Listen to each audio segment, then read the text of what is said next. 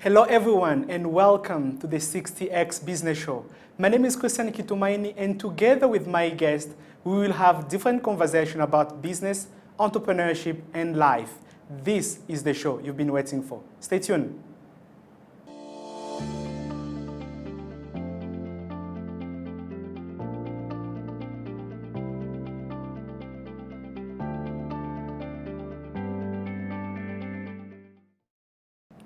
In today's conversation, my guest is the CEO and founder of Gravity Rwanda. He's the former Tommy Elumelu hub lead here in Rwanda, and he's none than Frank Muganura. Frank, how are you today? I'm fine, thanks. Welcome to the conversation. Thank you so much. How are you? Yeah, I'm very fine. Awesome. A little bit of background. Gravity Rwanda, it's a digital marketing and agency here in Rwanda, and they've been operating since 2014, right? Yeah, sure. Awesome. We are very, very humbled to have you on the show. How is business doing these days? The pleasure is all mine, and business is doing very well despite the times of COVID-19, but we are striving. Yeah. Awesome. So we have this wheel here, and the way it will work, you will spin the wheel, and you will select a number, and I will ask you a random question based on the number. Are you ready to start? Yeah, sure. Awesome. It's exciting. Relax. It's going to be fun, and it's going to be fine. Okay. Over to you. Okay. Should I spin clockwise? Yes, please spin. Okay. Let's hold the drums and wait with the question you will get this time. I know my lucky number. What is That your lucky is number? 1. Oh, no. But it's 1. No. Relax and wait. Which number? That makes 3. Awesome. Yeah. Number 3. Looks like Frank missed his lucky number, which is number 1. And I will ask him, he picked number 3.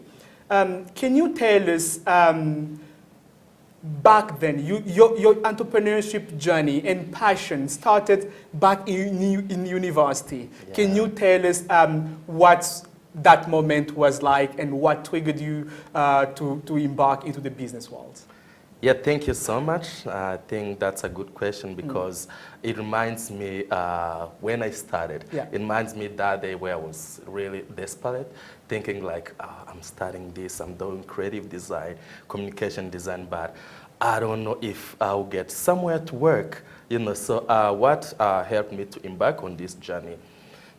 Entrepreneurship can have so many faces, and the only thing that got me to be an entrepreneur was the fact that I was really caring. Yeah.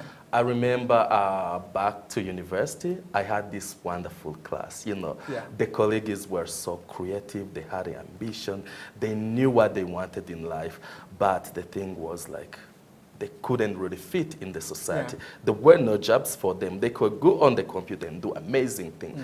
But then I can say like, these people, they can do everything. They can create brands. They can create good marketing materials, but we don't see the market ready for them.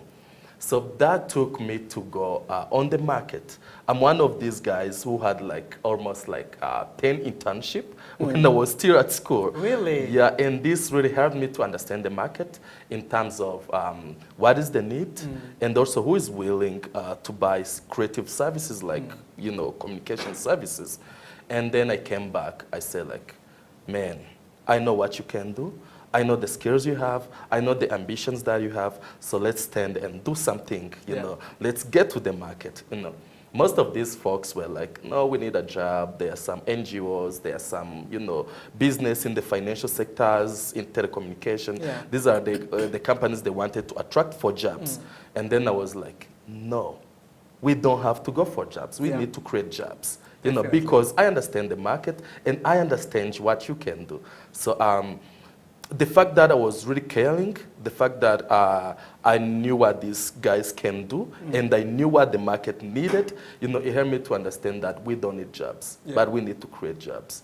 So that's how Gravity Rwanda started. It started, at school, me convincing my classmates, let's do something, man. Yeah. And then we started like that. We requested for a room. We started at school, at University of Rwanda. We went to the dean's office and we need a small office, please. We need to start something and we'll surprise you. After 3 months, we got a big job, with the university.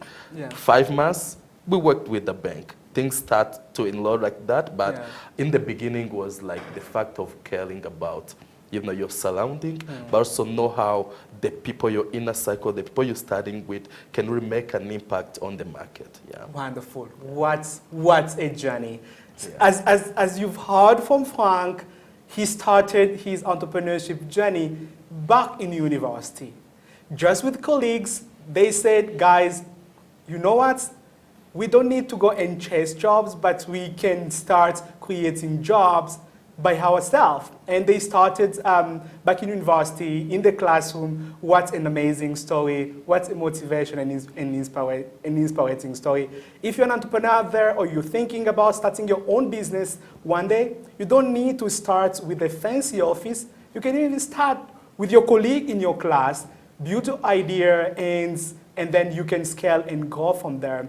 My question to you, Frank, is why did you decide to start your business in branding and marketing than any other industry?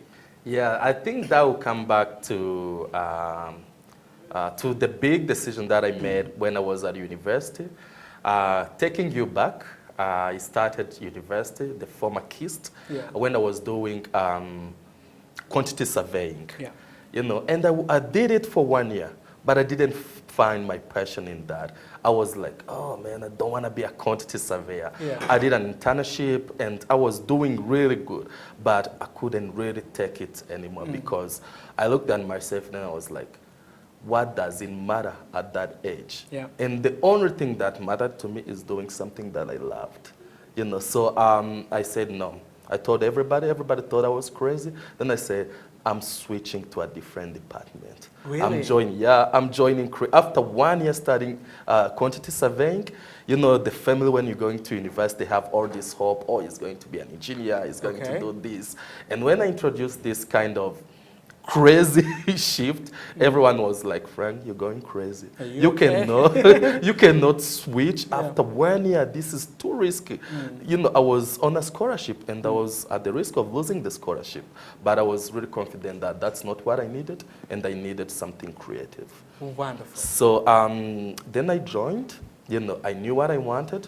And I was really happy. Everything that we started from design management, design thinking, drawing, illustrations, wow, they all made sense to me because this is a job. This is something that wasn't going to be a career for me, but this is something that was going to help me find myself, because I believe the first thing that I learned and I fell in love with it was that design was a process of solving a problem. Yeah. And I fell in love with that because I positioned myself as someone who can solve anything, using design and creativity. So moving forward, then I found the gaps on the market, There were these agencies from Kenya, Uganda, people, they were just doing their things, But for me, I understood my country, I understood my people, the product, the consumers. So I said, no, we need to step, we need to be the image, the voice of these brands out there. People want to be successful, but they don't have that kind of an authentic image. Yeah. So then I say with my colleagues, like I told you, we need to set up something different. We need to set up something that understands design, communication, creativity, but in the context of, our local consumption, So this is how I started. I went into branding and marketing. And I also loved working with so many brands. This is a kind of work where you're not stuck doing same thing. Today I'm working with NGO, tomorrow I work with banks, I work with the government. So it puts me in a position of understanding what is going on a very big size of the country. Yeah. Wonderful. Yeah. I love it. I love the fact that you were able to transition from one department to another because you're driven by that passion to go and nurture, upskill yourself so that you can be able to be ready to start your business. What an amazing and lovely story, Frank. That is really amazing. Let's spin up the wheel for another round of questions. Okay. Awesome. This time I'll go fast.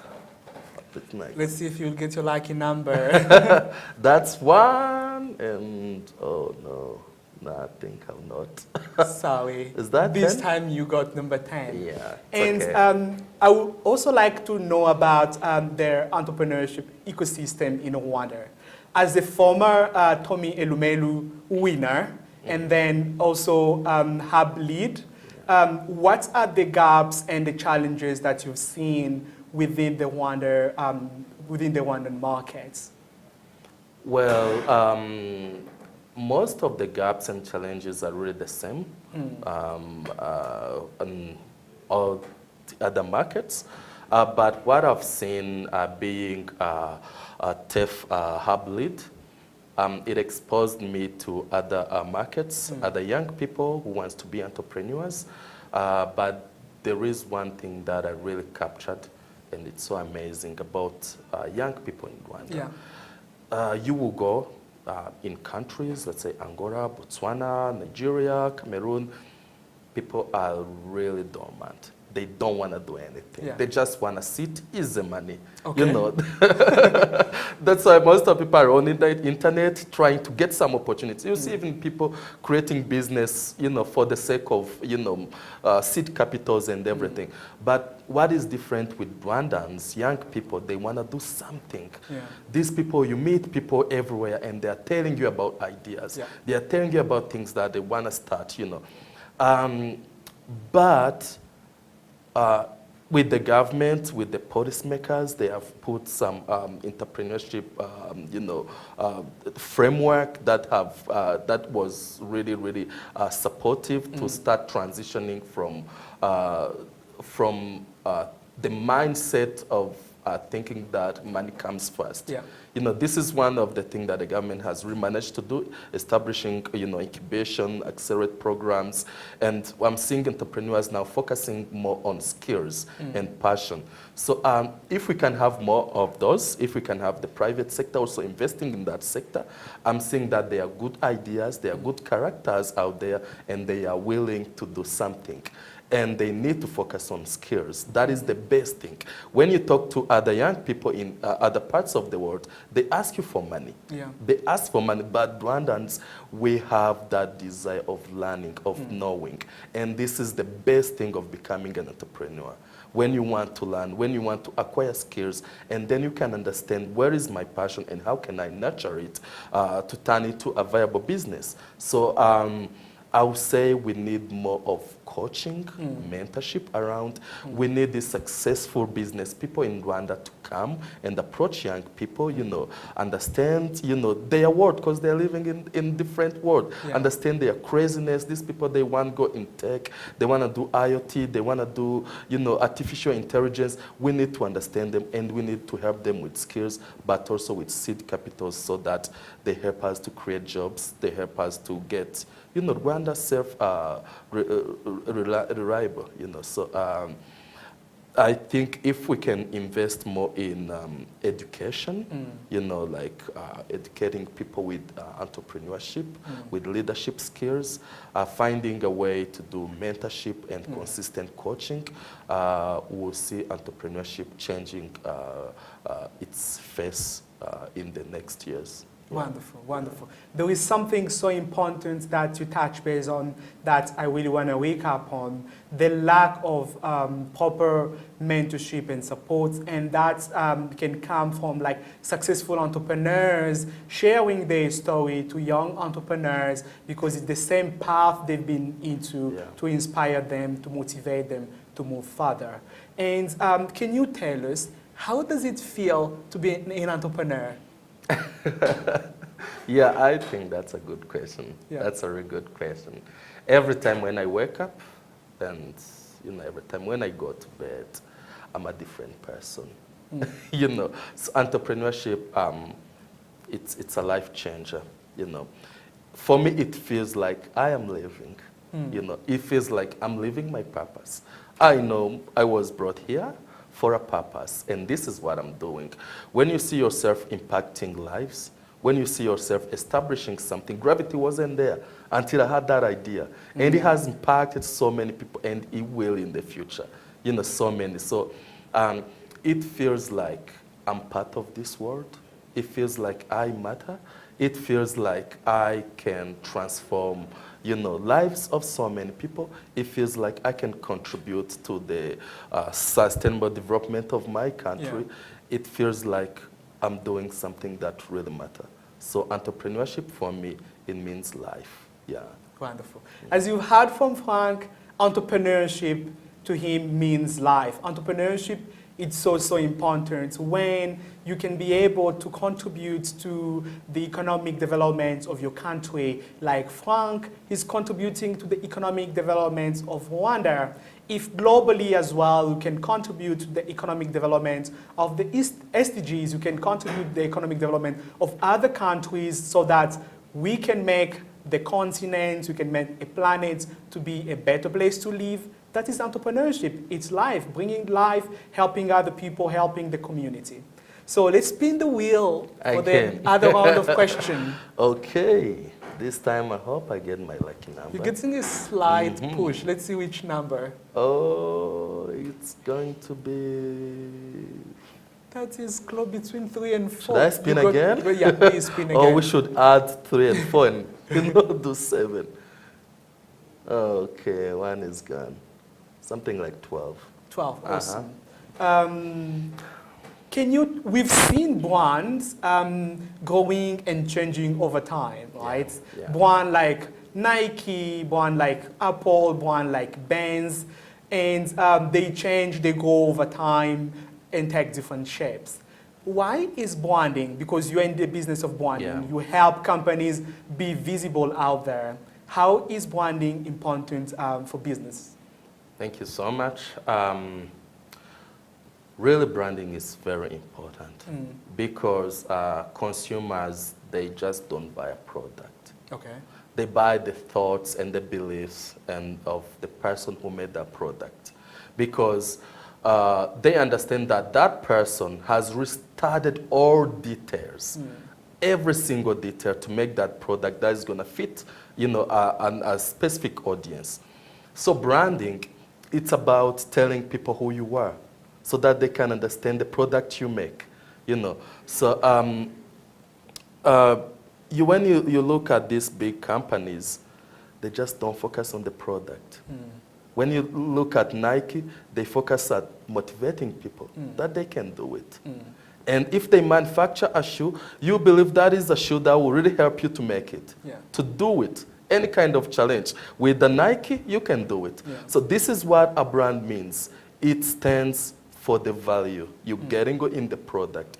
It stands for the ethics. It stands for everything someone needs to believe in to buy a product. So that's why you see them investing a lot of money in branding and marketing. When you look at a company like Coca-Cola, like Apple, these are the people like Coca-Cola, they sell you happiness, because they believe that if they market happiness, then this is what you want to find in their drinks, So branding is very important because it tells people why you are doing what you do and at what extent you can really be good. Yeah. Awesome. As you heard from Frank, branding is very, very important for a business, and it represents out there, it represents your core beliefs, it represents your core identity. Frank, we've seen with this global pandemic a lot of business being affected.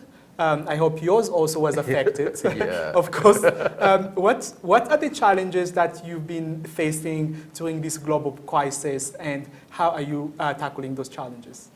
Yeah, thank you. That's one of the most important questions because everybody suffered, but not everybody took really the challenges and the lesson in a way of using them to grow. So I think the challenges were the same. With all other businesses, we lost clients. That is one, and second, so we couldn't get money to feed our budgets, our needs, our expenses, and everything. But this also came with, as an entrepreneur, a challenge is a lesson. You need to learn from it. You don't need to sleep. You need to find solutions.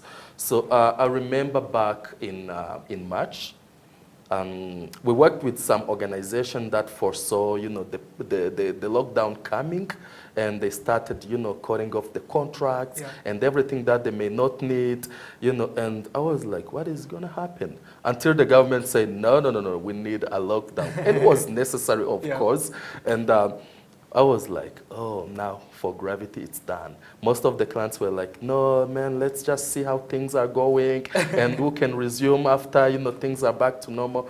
But we went, we struggled within the 2 months of the lockdown. And then when they opened, things were really, really bad. I looked at my team. We sat down then. We said, we have 2 options. It's either we cut down the staff or we stay together and fight together. So that is one of the things that I will also encourage other entrepreneurs to do. You need to build a team that believes in you, that believes in your vision. Don't build a team that is there for money, because when money is not there, they will leave you, But with my team, we sat down there and we say, like, we are going to go through this together.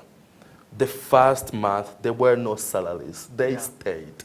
But we all came together and see, how can we, benefit from the pandemic? We were mostly focusing on, graphic design, photography, printing, concept building, and, campaign creation. And then we started looking at social media marketing. Wow. Because now there were so many stories to tell.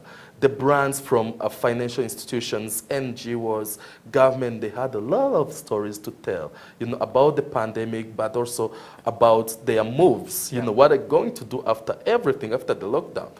So with my team, we focused we can then start to nurture this kind of a product, and we can find a way that we can stand out, from everybody that is doing it.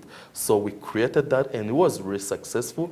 We saw so many brands, so many companies coming to us, asking for websites, asking for social media management, e-commerce, things that are going to help them reach their audience despite, the measures, prevention measures of COVID.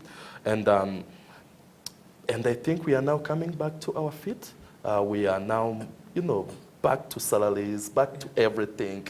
And we have also, COVID have also helped us to understand that business is all about being flexible, looking where the world is going and adapt yourself. So for me, COVID wasn't only challenging, but it opened our eyes that everything is possible, but no matter what, we need to be flexible and we need to get the best out of any situation.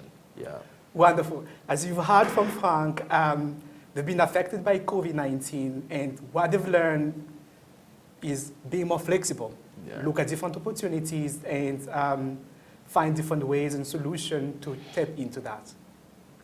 This will drive me to my follow-up question. You talked about the team, okay? How would you define leadership? You lead a diverse team at your workplace. How would you define leadership? Wow, that's so big. As I told you, the only reason why I got into entrepreneurship was because I cared. So leadership for me is the art of caring. It's the art of caring for the people you serve. I care for my client, so I give them a good service. I care for my employees, so I give them good training. I make sure that I set up an environment that is good for them, where they can learn, where they can be compensated, and where they can also grow, you know. So leadership for me, it's about caring. It's about giving your heart up to something. It's about never giving up. It's about that love you have for what you do. And that will drive you to take any kind of action, despite how hard it could be. So leadership for me, it's that love you put into something and into people. Wonderful. As you've heard, leadership, it's about loving what you do, loving the people you work with, and putting that love into action. Frank, I would like to know, because you've been growing your business and yourself growing as a business leader, contributing a lot to the entrepreneurship ecosystem in Rwanda, who inspired you to venture into the business world? You gave us the story back in college. Did it come? What is like the inception? Did you have like someone who inspired you, or tell us? Yeah, of course, sure. I would not say I was inspired by Zuckerberg, because that time it was the Zuckerberg time, Yeah. you know, and other, people from Silicon Valley. I will not say that, because their stories are really good, but their environment is so different. Yeah. So I could say maybe they have opportunities, maybe they have the government, they have money, whatever, but I was inspired by local people. Okay. Who built something out of nothing, and who are now having something that the society, the market can rely on. So when I was at university, I think it's the first time I'm gonna share this. Really? Yeah. Okay. There is this young lady. She was in computer engineering, and she started a business that called Hehe. Okay. And she won seed capital, something like 50,000 USD. And they put her in a magazine, and accidentally I got close to that magazine and started reading that magazine. Okay. Then that woman was Clarisse Iribagiza. Okay. We've never met, but she was my inspiration. When I read the story, how she started the same story like I had, with colleagues in school, thinking big but wanting to start small. That really impressed me. It felt like this is what I needed to hear. This is a story that has really changed my life. She understood the market. She understood the problem. She understood what they need to do, the skills and everything they need to have the team in order to make something really successful. That really inspired me, and it took away all my fears. Because I was thinking about doing business balance. Who am I? Who is going to support me? Yeah. Where am I going to get money? But her story really brought that kind of, washed away those kind of worries that I had. And I was like, if she did it, I can do it. Then look at her now. You know her, I'm sure. I know her, yes. And you will invite her on the show. Definitely. And tell her that she Yes. was my inspiration. So, and also other people like Sina Gerard. Look the way he started, packaging a kabanga, struggling, creating, focusing on the product, which we all loved, and then went really big. You see, so I was really inspired by these local people who, because there was this mindset where we see something like a good bag, then we're like, this wasn't made in Rwanda. There is no Rwandan who can really make such bag, yeah. a good quality, Yeah. product. But these people really took away my fears and my worries that we can also do it. It's just the matter of understanding. It's just the matter of putting your hands to it and commit and be consistent with what you want. Yeah. Wonderful. Shout out to Clarisse and Sinajad who inspired Frank to venture into the business world. She does. That is really amazing to see local entrepreneurs bringing solutions that fit into the local problems and be able to grow and scale and also inspire a younger generation. Frank, let me wrap up this conversation with my last question. Yeah. What are like 3 top advice that you can give to any young entrepreneurs out there watching based on your experience? Yes, based on my experience, I told you that I risked everything, my scholarship, my reputation, the love of my family, because of my passion, because of what I wanted to be, because of what I loved. So the first advice would be like, go for your passion. Yeah. Don't go for money. That would be the biggest mistake you can make. Because with money, there is a time that you cannot get all the money you want in the world, but you can be satisfied and create an impact, and you can grow. With passion, there is growth. When you go for money, there is no growth. And when you go for passion, there is an impact. You see your life, your skills, your thinking impacting so many people. So I'll tell them first, go for your passion. What you're doing now, if you don't love it, stop. Okay. Go for your passion. This is one. And when you found it, be consistent with it. That means learn the craft. You know, make sure that you are the best. I remember myself, I could, you know, spend hundreds of sleepless nights trying to understand how I can be a good designer. How can I be a good photographer? How can I do better animations than these people on Canard and everywhere? You know, so you be consistent with that. You learn. Is that number 2? Yeah, that's number 2. Okay. Be consistent with what you're doing. Because sometimes people, they find passion and they leave it like that. You have to grow it. You have to nurture it. You know, don't get tired, you know, because sometimes it takes time to be really good, you know. So nurture it and make sure that you are in the circle of the people that you believe the same thing, because these are the people who are going to support you. And number 3, be grateful. Okay. Be grateful because it's not a lot of people that find their passion. It's not a lot of people that master their skills. So you need to be grateful so that you can respect what you already have. You know, some people will focus on what we don't have.